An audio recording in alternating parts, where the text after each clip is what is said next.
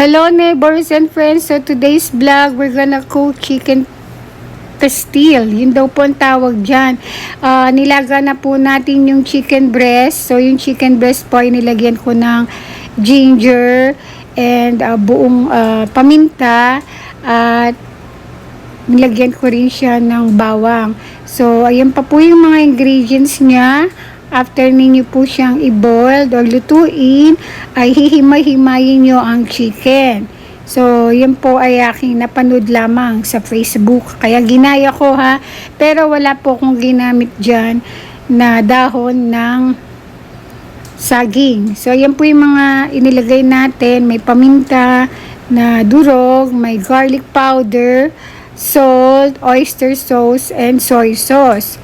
So, after po natin na lutuin yung manok, gigisin na natin ang sibuyas, bawang, at pagkatapos ay we're gonna add soy sauce and oyster sauce, plus lalagyan nyo rin siya ng sugar. And after nyo siyang igisa, ilalagay nyo na po yung manok.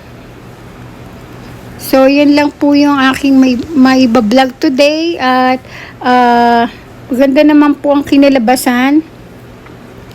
Ayan po yung toyo. 1/3 cup of soy sauce lang po yung nilagay ko. And then, meron din po siyang oyster sauce and brown sugar. So, igigisa nyo lang sila lahat. Pagsasama-samahin at titimplahan ng salt, pepper, and sugar. Brown sugar po yung ginamit ko.